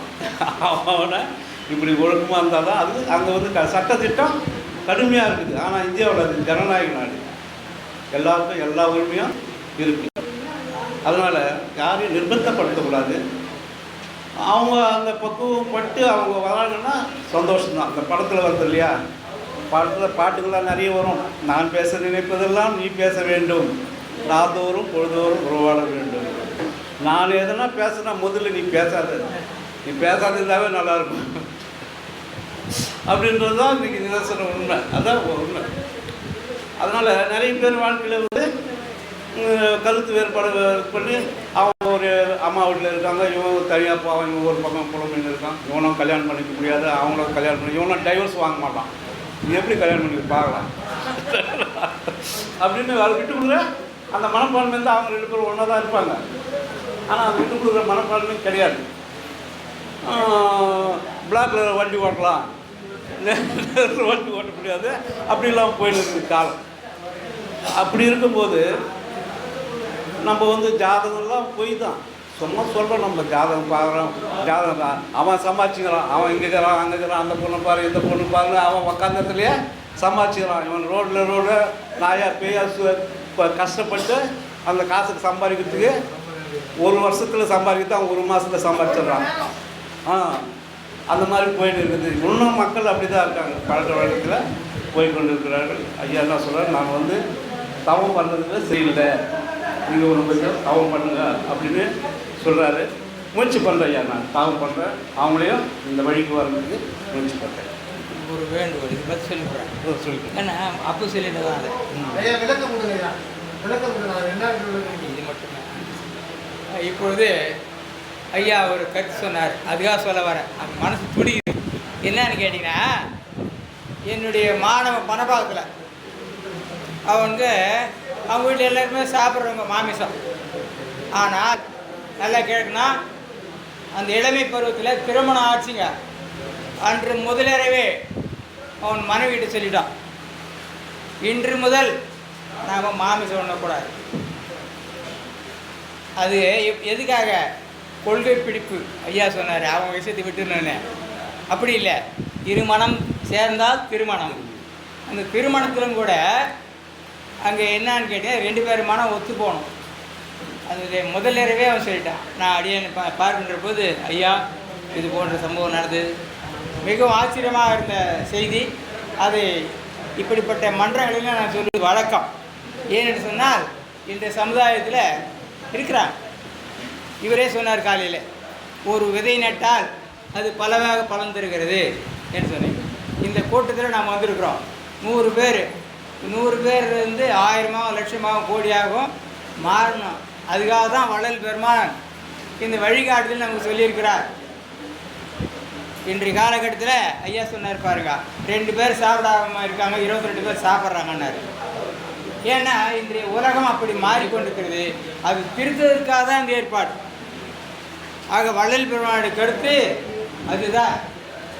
அதனால நாமும் அதுக்கு உடனடியாக துணையாக, நம்முடைய நோக்கமே என்ன? சுத்த சன்மார்க்கம், துன்மார்க்கம் சன்மார்க்கம். துன்மார்க்கத்துக்கு போகக்கூடாது, அதுதான் சன்மார்க்கம், நல்ல வழிகளை பின்பற்றுதல். அதுதான் இங்கே இந்த இதை கொடுத்துருக்காங்க நமக்கெல்லாம். இதில் படிச்சுன்னா உங்களுக்கு நல்லா தெரியும். இங்கே எடுத்த உடனே போடுற போகிறோம், எல்லா உயிர்களும் இன்புற்று வாழ்க. இன்று முதல் ஒரு அனுபவத்தை சொல்லுவார். நீங்கள் முடிச்சுட்டு ஐயாவுடைய அனுபவத்தை சொல்லுவார்.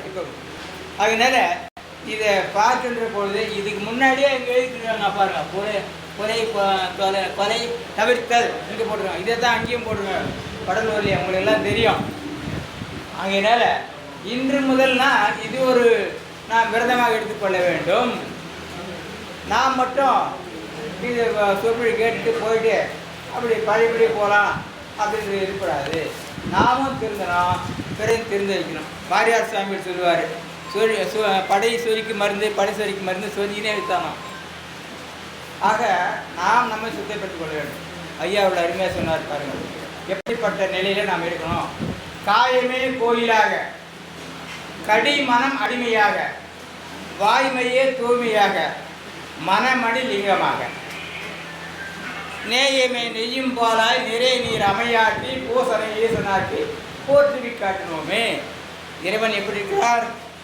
ஒரு வழிபாட்டில் சொல்கிறாரு இல்லை, நம்ம உடம்பு தான் கோயில். காயமே கோயிலாக, கடி மனம் அடிமை. மனம் ஐயா சொன்னார் அதுக்குமே இருக்கும், அதை நம்ம உருவப்படுத்தணும். கடிமனம் அடிமையாக, அதை நம்ம பக்குவப்படுத்தி கொண்டு வரணும். முடியாதுன்னு சொல்லக்கூடாது, முடியும்னு சொல்லணும். சரி, அதுதான் எப்பவுமே பாசிட்டிவாக சொல்லணும், நெகட்டிவாக சொல்லணும். ஆக கடிமனம் அடிமையாக, வாய்மையே தூய்மையாக, எடுத்ததுக்கெல்லாம் பொய் சொல்லக்கூடாது. ஐயா கிட்ட 1000 ரூபா வச்சுருப்பார், இங்கே வந்து கேட்டாங்க ஒன்றுமே இல்லை, அப்படி சொல்லக்கூடாதான். வாய்மையே தூய்மையாக, மனமணி லிங்கமாக. இப்போ மனம் என்பது விளக்க அருமையாக கொடுத்தாரு. மனம் என்பது உறுப்பு கிடையாது, இதயம் உறுப்பு, நுரையீரல் உறுப்பு. ஆக இதெல்லாம் உறுப்பு. மனம் என்பது அது நம்ம எங்கே சொல்கிறது, உணர முடியும். ஆகையினால சொல்கிறார், மனமனும் தோணி பற்றின்னு ஒரு பாட்டில் வரும். இங்கே மனமணி லிங்கம். மனம் மணினா ஒளியின் பொருள். மனமானது ஒளியாக இருக்கும் உள்ளத்தில், அதுதான் நான் லிங்கமாக பாவித்து பூஜிக்கணும். நேயமே நெய்யும் பாலாய், தினமும் நாம் செய்கின்ற ஒழுக்கம். நிறைய நீர் அமையாட்டி பூசனை ஈஸ்வரருக்கு போற்றிருக்காங்க. அதுதான் நாம் அபிஷேகமாக செய்து இறைவனை மனவேன்று சொல்லியிருக்காங்க. அந்த தத்துவத்தில் தான் நல்ல செய்திகளை சொன்னார்கள். ஐயா அவர்களுக்கு இந்த நேரத்தில் இந்த செய்தியை மட்டும் சொல்லி, ஏன்னு சொன்னால் நம்முடைய சங்கமானது சமரச சுத்த சன்மார்க்க சங்கம். அப்படின்னு சொன்னால் சுத்தமான நிலையை நாம் வாழ வேண்டும் என்பதை பிறருக்கு நாம் வழிகாட்ட வேண்டும் நேரத்தை கேட்டுக்கொண்டு இப்பொழுது ஐயாவுடன் அளிக்கின்றேன்.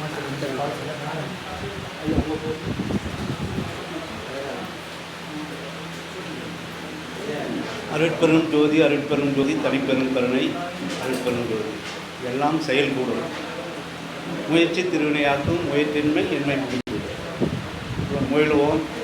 நாம் சொன்ன உள்ள கருத்து உண்மை கருத்து, அதை நான் மாற்றிக்கொள்ள முயற்சி செய்கிறேன். அடுத்ததாக சோழிங்கரிலிருந்து வந்திருக்கிற சன்மார்க்க அன்பர் சதீஷ் அவர்கள் தன்னுடைய சன்மார்க்க அனுபவத்தை நம்மோடு சத்து விசாரம் செய்து கொள்ள வருகிறார்.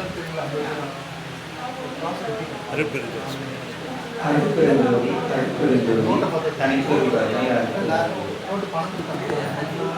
சன்மார்க்க சங்கத்துக்கு ஐயா வளர்கிறதுக்கு பார்த்தீங்கன்னா ஒரு 2 வருஷம் தான் ஆயிருக்கும். ஸோ அந்த புதுசில் வந்து நான் வந்து சின்ன வயசுல அசைவம் பிடிக்காது, ஆனால் முட்டை சாப்பிட்டுட்டு இருந்தேன் ஒத்துக்கணும். அப்புறம் ஐயா போய் தெரிஞ்சோடனே அதை விட்டுட்டேன். உடனே வீட்டில் எடுத்துக்கிட்டு இருந்தாங்க, ஏதாவது வாங்கி சாப்பிட்டு இருந்தாங்க. ஃபஸ்ட்டு எனக்கு பிடிக்கல. அப்புறம் ஒரு கட்டம் போக போக போக ஓகே அவங்க சாப்பிட்றது கடவுள் அவங்களுக்கு கொடுத்து சுதந்திரம் அப்படின்னு ஒரு பக்கம் இருந்தாலும் கூட எனக்கு பிடிக்கல. நான் என்ன பண்ணேன்னா, ஓகே நீங்கள் என்னை பெற்றுட்டீங்க, எனக்கு தேவை, ஸோ நான் அவங்கள பார்த்துக்கணும், என்கிட்ட வந்து நான் சம்பாதிக்க காசு மட்டும் கொடுத்துருவேன். ஆனால் நீங்கள் அசைவம் சாப்பிட்ற கையால் நான் சமைச்சு கொடுத்தீங்கன்னா சாப்பிட மாட்டேன், நான் ஹாஸ்டலில் போயிடுறேன்னு சொல்லிட்டேன். உங்கள் இஷ்டம் தான், நீங்கள் சாப்பிடுவாங்க, ஆனால் நான் கையால் சாப்பிட மாட்டேன்னுட்டேன். அவங்க அப்புறம் கடைசி அதை விட்டுட்டாங்க. அதாவது என்னென்னா, நம்ம எப்போவுமே ஒரு உயிர் வந்து பிறர் வந்து கொலை செய்து அதை பிணத்துக்கு அப்படின்ற அந்த ஒரு பழக்கத்தை வந்து அது அவன் சுதந்திரத்தானே அவன் சாப்பிட்டுட்டோம்னு விடவே கூடாது. ஸோ நம்ம எவ்வளோ அன்னதானம் செய்யணும், சத்விசாரம் பரபரம் செஞ்சால் எவ்வளோ விஷயங்கள் இருக்குது. ஆனால் ஒரு முதல் பேசிக் ஸ்டெப் என்னென்னா, எப்போவுமே நம்ம வந்து அந்த புலார் சாப்பிட்றது வந்து கனவுலையும் நமக்கு இருக்கக்கூடாது, மொத்தம் சாப்பிட்றது கூட அவன் சாப்பிட்டா நமக்கு என்ன வந்துச்சு அப்படின்றதும் இருக்கக்கூடாது.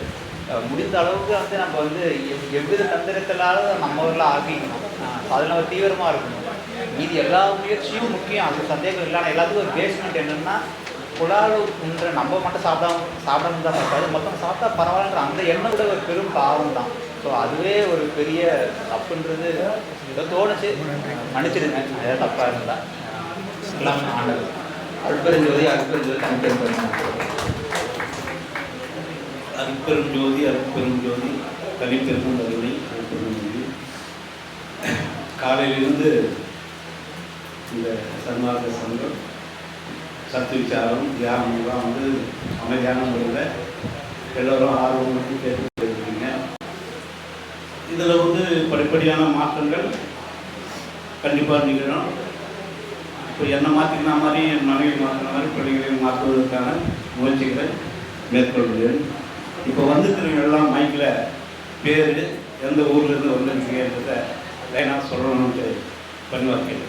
ஐயா, அன்பர்களுடைய கருத்துக்கள் இதில் என்ன இப்போ நடந்த குறைபாடுகள் ஏதாவது இருக்குது, இதை எப்படி சரி பண்ணலாம், இதை எப்படி கொண்டு போகலாம், அவங்களுடைய அவங்க கருத்துக்களை நம்ம தெரிவித்தா நம்ம கரெக்ட் பண்ணிக்கிறதுக்கு ஒன்றும் இல்லை. அவங்க சொல்லுங்கள், தயவுசெய்து ஒரே ஒரு நிமிஷம், எல்லாரும் ஒவ்வொரு வார்த்தை தான் மைக் கொடுத்து அப்படியே ஒரு ரவுண்டு வந்து முடிச்சிடலாம். அருட்பெருஞ்சோதி தனிப்பெரும் கருணை. இப்போ இது வரைக்கும் நடந்துகிற நிகழ்ச்சியில்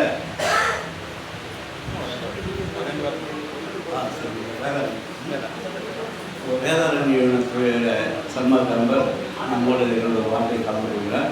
நீங்கள் எடுத்துக்கிட்டு அருட்பெரும் ஜோதி அருட்பெரும் ஜோதி தனிப்பெரும் கருணை அருட்பெரும் ஜோதி. எல்லா உயிர்களும் இன்புற்று வாழ்க, கொள்ளா நெறி கூடையவெல்லாம் மூழ்க, நன்று நினைத்து நலம் பெறுக, எல்லோரும் வாழ்க இசைந்து. எல்லோருக்கும் வணக்கம். என்னுடைய பெயர் வந்து பாலசிங்கம், வேதாரண்யத்தில் வந்திருக்கேன். ஒரு தகவல் வந்து பரிமாறி நான் சொல்கிறேன். இதில் நான் இது வரைக்கும் நடந்த ஐயா வந்து தன்னுடைய அனுபவங்களையும் தன்னுடைய பேரறிவையும் வந்து உங்களுக்கு பெரிய ஒரு வகுப்பு வந்து எடுத்துருக்காங்க. ஐயா அமைதிக்காகவும் இவர் பேசுவதை கொஞ்சம் கவனிச்சு கேளுங்க. நான் சொல்கிறேன், இறைவனை வந்து நம்ம வந்து ஒரு சும்மா ஒரு எடுத்துக்காட்டாக சொல்கிறேன். என்னோட நான் இங்கே இருக்கிற கூட்டத்திலே நான் ஒரு சிறியன், அடியேன் சிறியன், அதனால் ஏதாவது தவறு தான் நினச்சிங்க. புரிதலாக உங்களுக்கு புரிதல் ஏற்படுற மாதிரி என்னோட புரிதலை நான் சொல்கிறேன். இறைவனை வந்து ஒரு கோழி மாதிரி, அழகாக்கிற கோழி மாதிரி நினச்சிக்கோங்க. நம்மெல்லாம் இறைவன்டேருந்து வந்து முட்டைகள். ஒரு அடகடக்கிற கோழி காலடியில் இருக்கும் பொழுது தான் அந்த முட்டை வந்து உயிராகும். அந்த கோழியை விட்டு தண்ணி எந்தண்ட போனதுன்னா அது பூமுட்டையாக போயிடும். எப்ப எல்லாம் நம்மளுடைய சிந்தனை முழு நேரமும் புருவமத்தி என்னும் சிற்றபையின் அறிவாக்கிருதியாக்கள் அப்படின்னு பெருமான் சொன்னதை நம்ம முற்பொழுதும் செஞ்சுட்டு இருந்தோம்னா முற்பொழுதும் செஞ்சுட்டு இருந்தோம்னா நம்மளுடைய சிந்தனை சூழல் செயல் எல்லாமே எங்க இருக்கும்னாக்கா புருவமத்தியில் இருக்கும். புருவமத்தி என்கின்ற சிற்றபையின் கண் நிற்க செய்து அறிவாக்கிருதியாக்கள் அப்படின்னு தெளிவாக சொல்லிட்டாரு பெருமான்.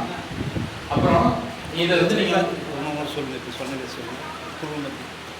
உருவமத்தி என்னும் சிற்றவையின் மனதை நிற்கச் செய்து அறிவா கிருதியாக்கல். அறிவை வந்து அங்க இறுதியா அங்க மட்டும் நிறுத்தணும். சிற்சபை பொற்சபை எல்லாமே உள்ளதா இருக்குன்னு எல்லாமே சொல்லிட்டாங்க. அந்த உள்ள கொண்டு போய் நம்ம நிறுத்தி அதிலேயே இருக்க என்ன ஆகும்னாக்கா இறைவனோட உண்டான தொடர்பு வந்து இறைவனுக்கும் நமக்கும் உண்டான இடைவெளி வந்து குறைந்து கொண்டே போகும். அதான் என்ன சொல்றேன்னா, இறைவனை வந்து ஒரு அழகாக்கிற கோழி மாதிரி நினைச்சிட்டு இறைவனோட முட்டை தான் நம்ம வந்து உயிரா வரணும்னு தான் இறைவன் வந்து நினைக்கிறாரு. நம்ம உயிரா அந்த முட்டை பொறிச்சு ஒரு குஞ்சா வெளியே வர போறோமா இல்ல தூமுட்டையா போக போறோமா அப்படின்றது நம்மளோட இதுதான் இருக்கு. கோழியை விட்டு தள்ளி போனோம்னா நீங்க எந்த அளவுக்கு இறைவனை விட்டு தள்ளி போறீங்களோ உயிர்ப்பு தன்மை வந்து குறையும். அதான் மரணமில்லா பெருவாழ்வு கிடைக்காது. திருவடியிலே இருக்கணும். கோழியோட அடி காலடியில இருக்கிற முட்டை மட்டும்தான் குஞ்சு பொறிக்கும். இப்போ இறைவனோட திருவடி சிந்தனையிலே தான் இருக்கணும். அடுத்தது, ஒரு முட்டையை வந்து நீங்க வெளியில இருந்து தட்டினீங்கன்னா வச்சுங்க அது உடஞ்சு போயிடும். உள்ள இருந்து தான் வரணும். அப்போ இது தனி நபருடைய முயற்சி. நீங்க யாருக்கு வேணாலும் எவ்வளவு வேணாலும் கிளாஸ் எடுக்கலாம், கத்தலாம். ஆனால் ஒரு ஆன்ம அனுபவம் என்பது அவருடைய சுய முயற்சி. எந்த ஆன்மாவும் ஐயா ரொம்ப பெரியவங்க நல்லவங்க தெய்வமா இருக்காங்க இவங்களுக்காக நான் உட்கார்ந்து சித்த வித்தியானம் நான் பண்ணிட்டு இருக்க முடியாது. ஏன்னா அந்தந்த ஆன்மா சுய அனுபவத்தை வந்து அந்தந்த ஆன்மா தனித்தனியாக தான் பண்ண முடியும். அடுத்தவங்களுக்காக எதுவும் பண்ண முடியாது. அந்த ஆன்மாவோட சுய முயற்சியில தான் வரணும். ஒரு முட்டையை நீங்க வெளியில இருந்து தட்டிங்கன்னா அது உடஞ்சிரும், ஆம்லேட் ஆயிரும். ஆனா ஒரு முட்டை உள்ளே இருந்து உடச்சிட்டு வெளில வந்ததுன்னா ஒரு உயிர்ப்பு தன்மை வரும். அதனால உள் ஆற்றல இருந்து வரணும். இப்ப சைவத்தை பத்தி எல்லாம் பேசிட்டு இருந்தாங்க. நான் வந்து கிட்டத்தட்ட ஒரு 10-15 வருஷமா 18 வருஷத்துக்கு மேல சைவமா இருக்கேன். ஒரு டைம் எப்ப வந்து ஐயாவோட விபூதியை கொண்டாந்து கொடுத்தாங்க தைப்பூச திருவிழான்னு சொல்லிட்டு இந்த மாதிரி வயசானவங்க கொண்டாந்து கொடுப்பாங்க. நான் அப்ப 10வது படிச்சுட்டு இருந்தேன். யாரும் ஒரு சாமியார் உட்காந்து போட்டுட்டு இருக்காரு, விபூதி பூசிருக்காரு, விபூதி கொண்டாந்து கொடுத்து போறாங்களே, தைப்பூச திருவிழாங்கிறாங்களே, பசி தவிர்த்தல் எழுதியிருக்கேன் அப்படின்னு பார்த்துட்டு அது வேற ஒரு பெருசா இல்லை. அப்ப அங்க இருந்த ஒரு அங்க இருந்து திருவருப்ப புத்தகத்தை வந்து அதை படிப்பா அப்படின்னு சொல்லி கொடுத்து போனாரு. அதுல இருந்து படிக்க ஆரம்பிச்சு அப்படியே பெருமானோட வழியில வந்தாச்சு. தீவிரமா சைவத்தில் இருந்தேன். இடையில கொஞ்சம் ஒரு சில தவறான வழிகாட்டுதல் எல்லாம் கொஞ்சம் வெளில போயிட்டு திருப்பி அதெல்லாம் தப்புட்டு வந்துட்டோம்னு வச்சுங்க. இருந்தாலும் தீவிரமா இருந்தேன். என்னோட வேண்டுதெல்லாம் வந்து ஒரு நமக்கு அமையக்கூடிய மனைவி வந்து ஒரு சைவம் இருக்கணும், ஒரு விண்ணப்பம் திருமணத்தை. அதே மாதிரி நான் ஜாதகம் இதெல்லாம் எதுவும் பார்க்கல. எனக்கு மனசுக்கு பிடிச்ச ஒரு வந்து நான் மறந்து உறவுக்கார பெண்ணு தான் மறந்தேன். அவங்க அதுக்கு முன்னாடி சாப்பிட்டுருக்கலாம். என்னைக்கு மணந்தாலும் அன்னையிலேருந்து அவங்களும் ஒரு தீர்க்கமான முடிவு எடுத்து அவங்களும் சைவமாக இருக்காங்க. என் மனைவியாரும் நானும் சைவமாகவே தான் இருக்கோம். 2 பேருமே சுத்த சன்மார்க்கத்தில் தான் இருக்கோம். அதனால இது வந்து இறைவனோட அருளால கிடைக்கும். மனைவி இறைவன் கொடுத்துருவாங்க. அதனால கண்டிப்பா வந்து உங்களுடைய பிரார்த்தனையை இறைவன் வைங்க. வள்ளல் பெருமான் பார்த்துக்குவார். எந்த ஆன்மாவை கொண்டாந்து எங்க விடணும் எல்லாம் ரெடி பண்ணுவார். அதுவே குழந்தையும் சரி, யாருக்கு குழந்தைகளும் வேண்டாம், குழந்தை வேணும். நீங்க மனதார நான் இப்போ கூட வேண்டிட்டு இருக்கிறேன்னா ஒரு நல்ல பிளாட்ஃபார்ம் இருக்குது. நாங்க சைவத்துல இருக்கிறோம், சன்மார்க்கத்துல இருக்கிறோம். ஒரு நல்ல ஆன்மா ஏதாவது சன்மார்க்கத்தை கடைபிடிக்க வேண்டிய இந்த உடம்பு கிடைக்காம தவித்து கொண்டே இருக்கிற ஒரு ஆன்மாவுக்கு வந்து எங்களை குழந்தையாகுங்க. அந்த அது வரும்பொழுது ஒரு நல்ல பிளாட்ஃபார்ம் இருக்கும். வரும்பொழுது அது நமக்கு கிடைக்கல. இதே ஆன்மா அந்த தேர்தலும் அறிவும் வந்து நமக்கு ஒரு 10 வயசு கிடைச்சிருந்தா நல்லா இருந்திருக்கும் அப்படின்னு இப்போ தோணுது 30 வயசுல. ஆனா அது வந்து அந்த சமயத்துக்கு நமக்கு கிடைக்கல. கிடைக்கும் பொழுதுதான் தெரியும் யாருக்கு எப்ப அந்த அனுபவம். எத்தனை பேர் சொல்லியிருப்பாங்க தன்மார்க்கத்துக்கு வாங்க, சைவம் வாங்கன்னு. எல்லாம் ஆக மாட்டாங்க. யாராவது ஒருத்தர் சொல்லும்போது டக்கு மாறிடுவாங்க. ஸோ அதுதான் அந்த நிமிடம், அந்த இறைநிலை வந்து அப்போ உணர்த்துற தருணம். அப்பயும் மாறலன்னாக்கா அது வந்து அறியக்கூடியாத பொருட்களை வந்து நம்ம சாப்பிடணும். தேன், நாட்டு சக்கரை, எதெல்லாம் வந்து கெட்டு போகாத பொருளோ அதெல்லாம் சேர்த்துக்கணும். அதெல்லாம் சேர்த்துக்கிட்டோம்னா நம்ம சாப்பிட நம்மளோட உடம்பு வந்து கெட்டு போகாத தன்மையிலே இருக்கும். அதான் பெருமான் சொல்லியிருக்கிறார். அயசந்தூரம், தாமிரபஸ்வம் இந்த மாதிரி உள்ளதான் சேர்த்து சொல்லியிருக்காங்க. மாமிசம் வந்து ஒரு துண்டை வெட்டி ஒரு இடத்துல வச்சுட்டீங்கன்னா 3 மணி நேரத்துல அழுகி போயிடும். வெகு விரைவில் கெட்டு போகக்கூடிய பொருளை வந்து சாப்பிடுறவங்களுக்கு சீக்கிரமா வந்து உடம்பு அழியக்கூடிய தன்மை கொண்டு போகும். அதனாலதான் வந்து பெருமான் வந்து அதை வேணான்றாரு. இன்னொன்னு உயிர்கொலை, ஒரு உயிரை கொடுத்து அதை சொல்லி சாப்பிடக்கூடாதுன்னா உயிர்கொலையும் தவிர்க்கணும். அதான் கொலை தவிர்த்தால் மட்டும் உள்ளே நுழைகள்னு எழுதியிருக்காங்க. அதே சமயம் தண்ணீர் விளக்கரித்த இடம் இருக்குல்ல கருங்குடி, அங்க வந்து வெளியில வந்து ஒரு போர்டு எழுதியிருக்கும், பார்த்துருக்கீங்களா? அதுல வந்து பார்த்துருக்கீங்கன்னா கொலை தவிர்த்தால் மட்டும் அகவினத்தா ஏனையோர் புறவினத்தார். நீங்க வந்து அசைவம் சாப்பிடுறவங்களை வந்து புறவினத்தாராக பாருங்க. அவங்களுக்கு வந்து சாப்பாடு போடுற வேலையை மட்டும் கவனிங்க. வேற எந்த விதமான அறிவுரைகளையும் இதையும் போய் சொல்லி அவங்களுக்கு மாற்ற முடியாது. அவங்க சொல்லலாம், அறிவுரைகள் சொல்லலாம் மாறுங்கன்னு. அதுக்கு மேல எடுத்துக்காதுங்க. அதான் முட்டையை வந்து வெளியில தட்டினீங்கன்னா உடஞ்சிடும். உள்ள இருந்து அவங்களுக்காக ஒரு உணர்வு வரணும். எத்தனை தடவை யார் வேணுமான்னு சொல்லலாம். அவங்க வந்து உணர்ந்து அது வந்தாதான் முடியும். அதனால அது இறைவன் பால். அதனால இது சம்பந்தமா நீங்க வந்து நம்ம வீட்டுல இருக்கிறோம், நம்ம வந்து சைவமா இருக்கிறோம், நம்ம மனைவியார் வந்து அசைவமா இருக்காங்களேன்னு மனம் வந்து கொள்ள வேண்டாம். ஏன்னா ஒவ்வொரு ஆன்மாவும் அதோட முயற்சியில தான் இருக்குது. அவங்களுக்காக ஒரு பிரார்த்தனை பண்ணிக்கங்க. இளையவர்கள் வந்து கூட்டு வைக்கும். அடுப்பது தனிப்பெருங்கருணை இருக்கும். நன்றி ஐயா. அற்புதமான ஒரு விளக்கத்தை கொடுத்துருக்காரு. அந்த பொருள் மத்திய தியானம் எனி டைம் அந்த பொருள் மத்திய இறைவனோட அந்த மந்திரத்தை தயவு அப்படின்ற ஒரு எண்ணத்தோட நம்ம நடைபயணம். ஐயா கூட சொன்னார், மூச்சு காற்று மேலே கவனம் இருக்கணும், பொருள் மத்திய கவனம் இருக்கணும். அது ஒரு நல்ல ஒரு உபதேசம். அது வந்து கடைபிடிக்கலையே மற்ற எண்ணத்துக்கு இடம் கொடுக்காதீங்க. சொல்கிற மாதிரி கூட அது ஓட்டம் இப்போ சொன்னார் பாருங்க, ஒளி 1,86,000 மைல் ஓடுது அப்படின்னு சொன்னார் பேசும்போது. ஆனால் இந்த மனம் எத்தனை மைல் ஓடுன்னு சொல்ல முடியுமா? இங்கேருந்து சந்திரமலத்தில் இருந்தால் இப்போ நான் அதை இன்சார்ட்டு 3 அனுப்பிச்சிருக்காங்க, அங்கே போய் நின்று இப்போ நான் அந்த அளவுக்கு அந்த மனம் ஓடுற வேகத்தை சொல்ல முடியாது, கணக்கு சொல்ல முடியாது. அதோட ஃபாஸ்ட்டாக போகுது மனம்.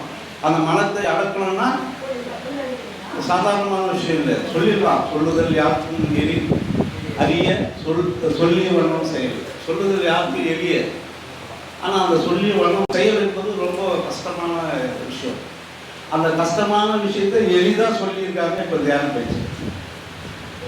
எங்கே நம்ம கவனம் செலுத்துகிறோம்?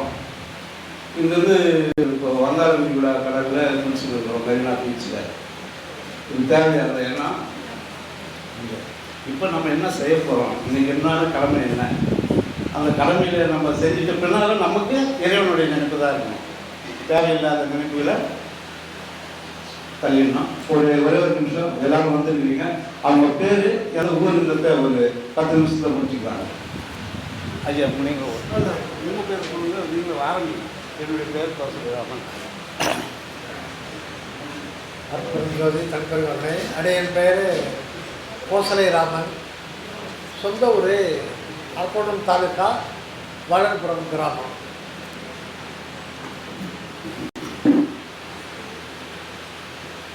தனலட்சுமி நாவல்பூர்.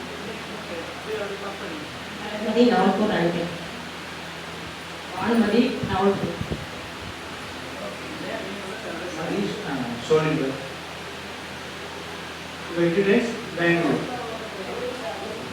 மணிகண்டன் வடப்பழனி. அஜய் பாஸ்கர் சென்னை. குமாரதேவ் வடப்பள்ளி. கணேசன் மணப்பாக்கம். சுதா நாகப்பட்டினம். மணிபுரி நாவல்பூர்.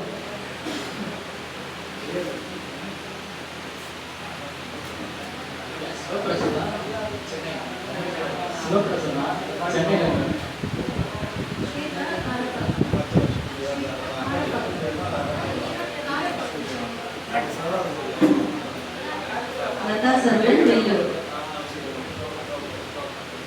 மகேஸ்வரி நாவல்பூர்.